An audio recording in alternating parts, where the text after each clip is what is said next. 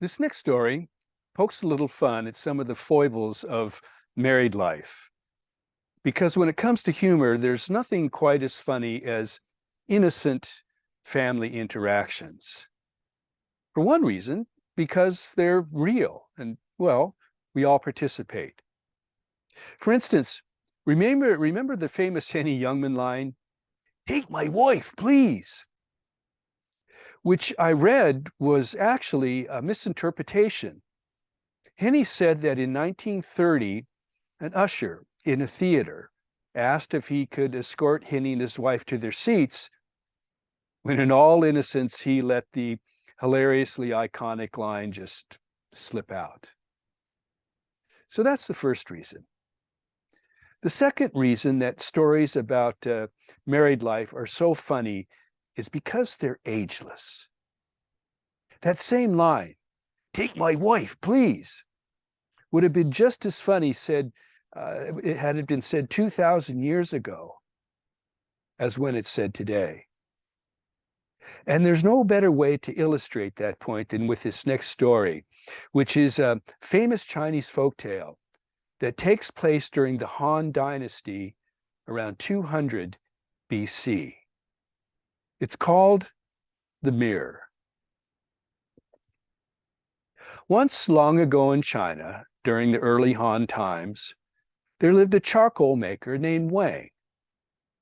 Now, Wang was a simple man who lived with his wife and mother-in-law in a little country village not far from a wagon road, where once each month, merchants with their wagon train in tow would stop and buy Wang's charcoal and take it to the ironworks in the big city, 2 days' ride from the village. When one day, after a week of torrential rain, the bridge below the village washed out, making it impossible for the wagon train to reach the enclave and thus unable to pick up Wang's charcoal that month, which, as it turns out, was actually little more of an inconvenience rather than a catastrophe, since Wang could do what he'd always done when he was younger and first starting out in business, carry his charcoal himself to the ironworks. Besides, he thought, by carrying his charcoal himself, well, that would give him a little extra money with which he could buy his wife a gift.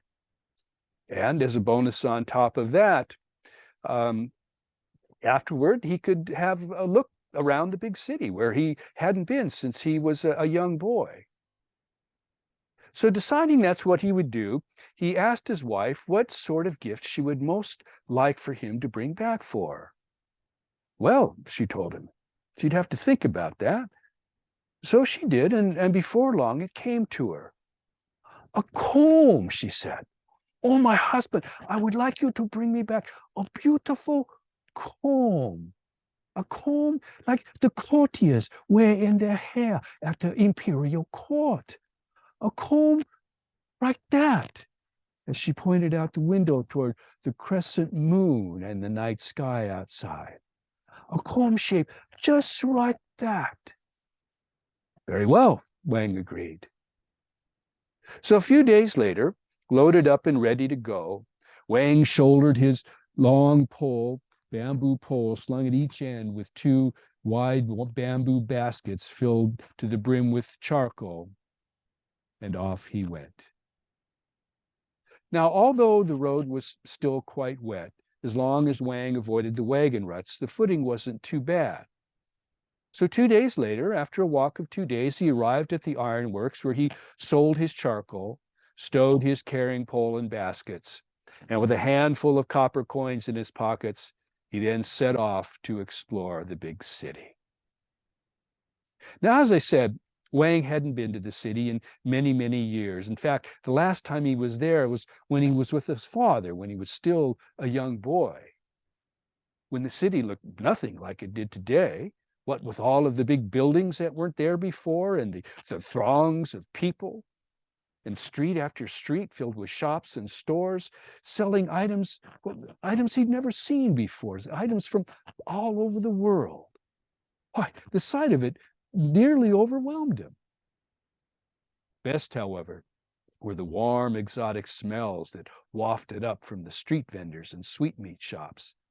that proffered some of the most heavenly food that Wang had ever seen or tasted. So sampling one treat after another, Wang spent the entire afternoon looking into this shop and into that shop as he wandered around the big city. And thus it went, the classic tale of the country boy, his eyes all agog as if seeing the big city as if for the first time, except that Wang was no longer a boy, of course. And although impressed, the simplicity of his life in the country and of his charcoal business and providing for his wife was really never far from his thoughts. In fact, he said proudly about himself, "Oh my goodness, it's getting late. If I know what's good for me, I better get busy and find a gift for my wife." So in a panic, Wang ducked into the first shop he came to and told the shopkeeper that he quick needed to find a suitable gift to return home with for his wife. But after a full day of browsing, looking at every type of item imaginable, for the life of him, he couldn't remember what it is she asked for him to bring back. So he paced around the shop thinking and thinking until he looked out the front window of the shop at the moon. "That's it," Wang cried. "My wife, she told me what she wanted. Look, just like the moon." "Ah," the shopkeeper said. "Well then, I have just the thing." So the shopkeeper went back to a display table in the back, and he brought back out with him a decorative round handheld mirror. Round, just like the full moon that now shone outside the front window. "Women love these," he assured Wang. Now Wang, who grew up in the country, had never seen a mirror before. Or if he hadn't paid attention. Because when he looked into it and saw his reflection, he was taken aback. "Who is that man?" he asked. After a friendly chuckle, the shopkeeper said, "You must be from the country. I've heard mirrors are a rarity there. So just think, now you make your wife a celebrity, the first woman in the village to own one." "Yes, indeed," Wang agreed. So the shopkeeper wrapped the mirror up in a soft cotton cloth, and Wang carefully slipped it into a satchel. Then he retrieved his carrying pole and baskets and set off for home by the light of the now full round moon. Now, as you might expect, the return home for Wang was made a lot easier since he didn't have his heavy load of charcoal to carry. And it was made even more pleasant 2 days later when he stepped through the front door of his house, where his wife and mother-in-law had prepared a big meal in celebration of his safe return.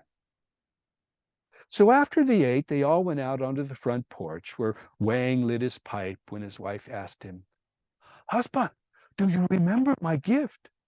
"Of course," Wang said assuredly. "How could I forget?" So Wang pulled her present out of his satchel and handed it to her. Then, like a little schoolgirl giggling with excitement, his wife began to meticulously unfold the cotton cloth that the mirror was wrapped in, turning it over and over each time as she did so. Until at last, when only the tiniest bit of cloth remained, she turned it over for the last time and stared. For just like Wang, she'd never seen a mirror before. And she saw her reflection. The pleasant quizzical look that Wang expected to see cross her face was instead anguish and tears and sobs as she cried unexpectedly, "Oh, my husband, how could you do this to me? Have I not been a good wife for you, faithful to you, obedient for your every command? And this is how you repay me? Oh, husband, how could you be so cruel?" And on she went, until in a panic her mother-in-law came running out of the house. "Daughter," she cried, "what is the matter? What in the world is going on?" "Wang!" Her daughter pointed toward her husband. "My husband Wang, he has gone to the big city and brought back a new wife with him. Look!" So her mother-in-law took the mirror and stared into it herself, then said, "Oh my, it's one thing if Wayne brought back a new wife for him from the big city. That's true. If he did, why not bring back someone young and pretty instead of that old hag?